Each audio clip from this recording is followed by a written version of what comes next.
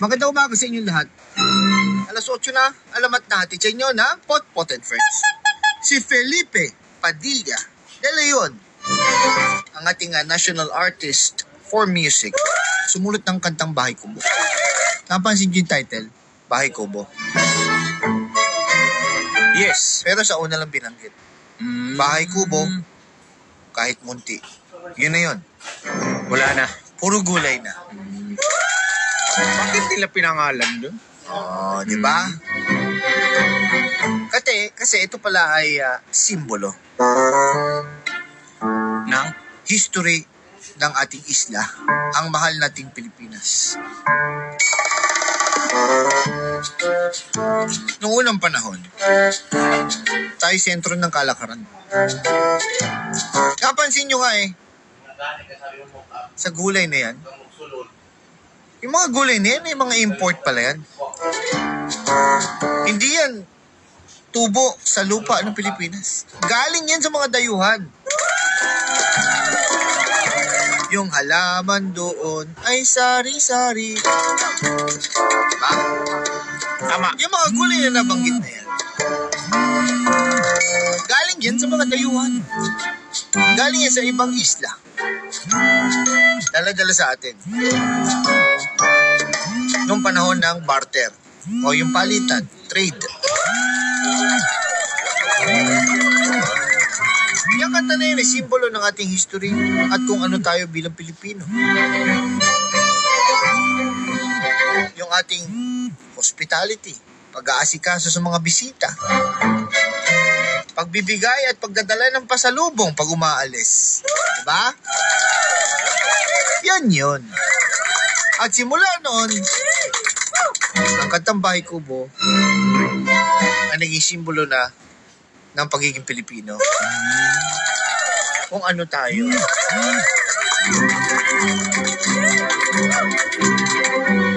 Ang tanong, saan galing yung mga gulay?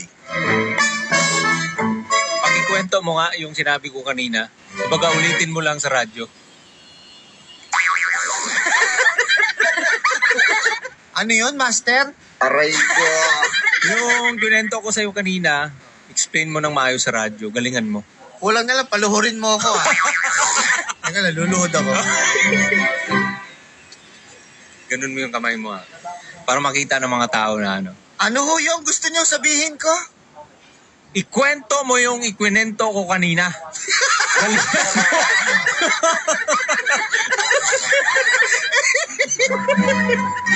Nakalive na tayo sa Facebook sa Barangay LS page.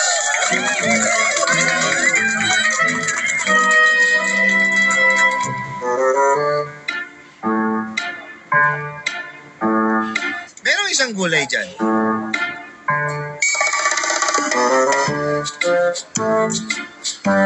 Hindi ko pa ata natatry.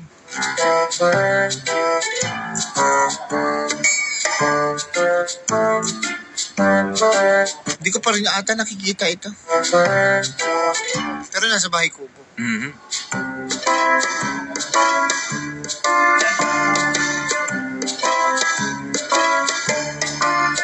I-drawing mo nga. At dahil malamang sa malamang kukontrahin niya ako, Hindi. siya na magkwento.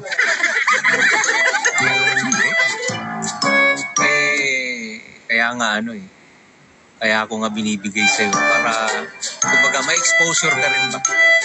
O sabihin nila binubuli kita or alam mo yun, ikaw na magkwento. Magaling ka, di ba? How tables have turned. Si Papa Jepo yung magdodrawing, sabi ni John. Wala Direk, wala ba tayong dyan? Naubusan? Wala.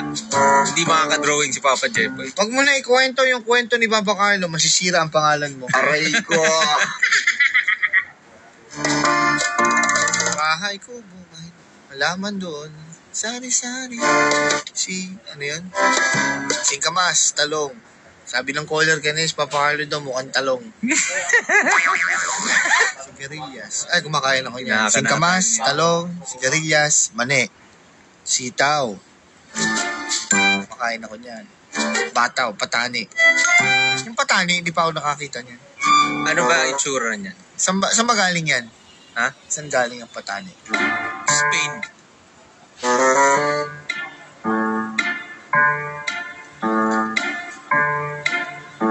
Patani, alam ko yung sa Survivor yan. Kasali, di ba si Patani? Ano si Patani?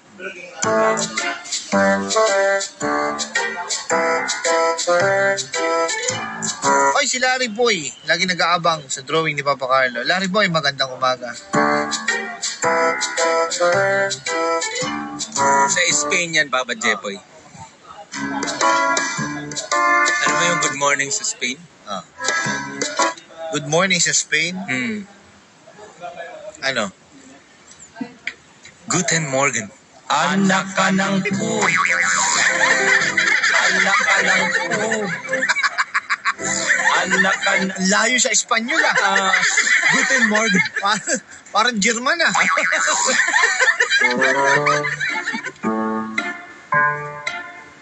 So, Patani, dala ng Espanyol.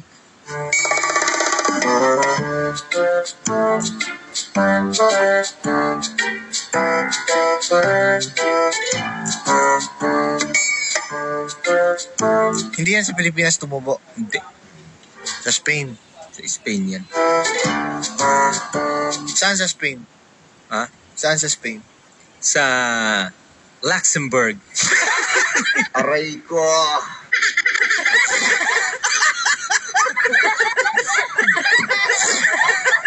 Tapos, ano nangyari? Sige, kwento mo nga. So, ito na nga mga kabarangay. Patani. Patani. Noong unang panahon, Papa Jepoy. Teka muna. Sitaw. Alam naman natin yan eh. Mahaba yan, di ba? Yan yung sa mga sinigang, di ba? Sitaw. Patani, hindi ko ma-describe. Ang patani ay isang uri ng bean na nagmula sa Central at South America.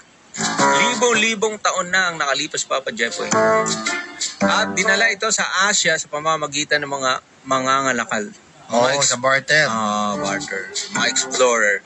Noong panahon ng kalakalan sa pagitan ng Espanya at mga kolonya nito. Kabilang ang Pilipinas. At sa Pilipinas, naging karaniwang tanim sa mga bukirin at ulam sa mga probinsya ang patani dahil masustansya nitong yung buto nito. Mayaman sa protein at madaling itanim.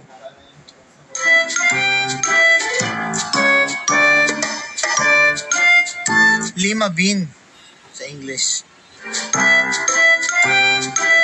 Ha? Tsura nito. Anak. Parang nakakain na ako nito. Ginugugol ko itsura, patani.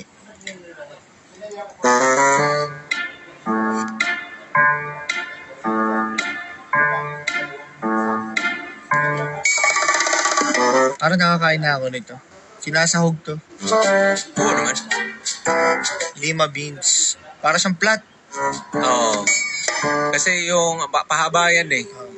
Tapos meron siyang 5 buto. Kaya ang tawag dyan, Lima beans. Noong unang panahon, Papa Jepoy, merong magkasintahan. Ang pangalan si Pata. At saka sino? Ani. Na parehong masipag sa bukid. Naging tampulan sila ng inggit ng mga tao. Tapusin mo na. At isang araw dumating ang matinding tagtuyot. At nawala si Pata at umiiyak si Ani. Araw-araw sa lupang tinaniman nila. Ayun, Papa Jepoy, makalipas ang ilang araw sa lugar na iyon, tumubo ang halaman na may butong kulay puti at berde at tinawag itong patani. Bilang sagisag ng pagsasama ng pag-ibig at Ani. Ni Pata at ni Ani. Tapos, Ano nangyari? Nung tumubo, malaki yung puno? ha? Ano yan? Medyo malaki din. Saan ba kinukuha yung patani? Ha? Sa ilalim ng lupa, gumagapang ba yan, puno? Paano kinukuha yung Puno. patani? Paano? Sinusungkit.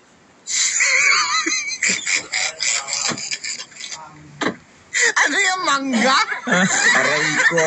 Marami to. Sungkit. Ayan na! Sinusungkit. Pinakamabilis na alamat.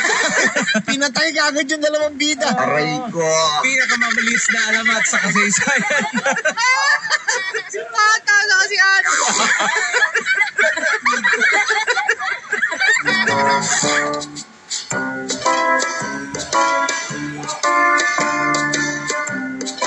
So, tumutubo yung malaking puno. Oo. So, ang tanong kasi may mga gulay na halimbawa, carrots, sa ilalim ng lupa, mani, mga ganyan. Mm-hmm. Yan yung mga legumes kung tawagin. Meron din naman na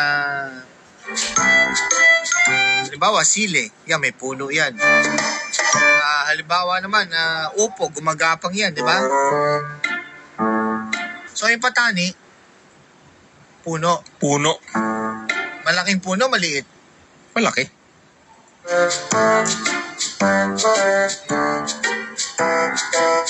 Malaki puno. Mm-hmm. Silaki ng mangga, santol. Oo, mga ganun. Sigurado ka patani. Oo, no? Nakakit ka na? Ang patani po ay gumaayon na may kumukontra na. Di daw siya puno, Papa Carlo, according sa Google. Huwag kayo mag-google. Ang ano nyo eh. Mabababa ay Google kayo. Ang patani ay gumagaayon na, kumukontra na sila. Oo. Nakakita ka na ng puno ng patani. Oo. Ibig sabihin, ikaw mismo. Yung kulay, ang problema kasi dyan, Papa Jepoy, pag inakyat mo doon, hindi ka magtatagumpay. Paano hindi ka magtatagumpay? Dahil mataas? Yung taas kasi niya, kayang-kaya naman akyatin. Masyadong malaki, mga sanga, o hindi naman, sakto yung lang. Yung sanga, mga brittle, delikado, nababali yung sanga. Sakto lang. Ay, wala namang problema sa pag-akyat. Makakaakyat kung makakaakyat ka. Ang problema kung makakasurvive ka. Bakit? Ha? Bakit? Delikado. Anong delikado? May ahas? Parang ganun. May gumagapang? Meron. Ano yung gumagapang? Pag nanunuklaw? Hindi ka nanunuklaw. Ano? Pag nadampian ka lang talaga. Ano mangyayari sa'yo? Mangangati ka. Anak ka ng po. Anak ka ng po. Ibig mo sabihin, Ng pool. yung inakyat mong puno ng patani, may higad? Merong higad. Sigurado ka patani yan, inakyat mo? Oo. Kulay brown yung mga bunga niya. Ang patani kulay green. Baka yung nakita mo, Kulay brown. baka ilaw pa. Kulay brown. At madalas ito pinagsasawag to sa Saan ginagamit ang patani? Nakita ko yung misa sa chapsuy. sa mga sinigang, lalo na sa pork, ang sarap. Aray ko. Nagreklamo na nagalit yung Patani director daw. namin. No? Yung patani daw sinigang. I-drawing mo nga.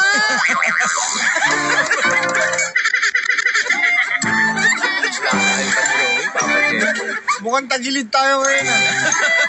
Hinahalo sa sinigang. Patani. Oo. Kulay brown. Yung puno. Malaki, may higad. May higad. Aray ko.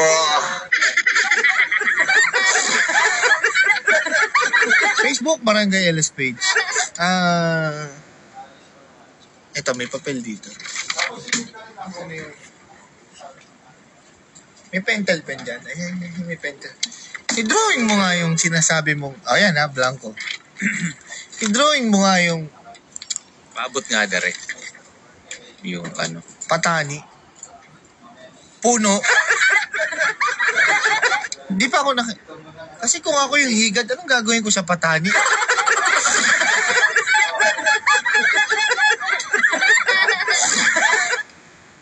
Pakitanong nga kay Papa Carlo kung nasa sachet. Aray ko. Nung pinitas daw. Anong lasa ng patani? Dumadami viewers dahil sa patani. Facebook, Barangay LS page. May natutunan na kayo kanina. Okay na tayo doon. Pwede na kayo malis. Nagdodrawing siya. Okay, inuulit ko. Papa Jepoy, sabi ni Janice, kamachili yata yung sinasabi ni Papa. Papa Jepoy, yung patani yung nagugulat pag may bagyo. Facebook ko, Papa Jepoy. Papa Carlo 08. Papa Jepoy, may patani kulay green. Di pa ako nakakain ng sinigang na may patani. Tinikman mo yung patani? Oo. Ano lasa? Maasim. Kayo na kumausap dito, ha? Nakakapikon to, hindi ko maintindihan eh, ha? Ha? Aray ko.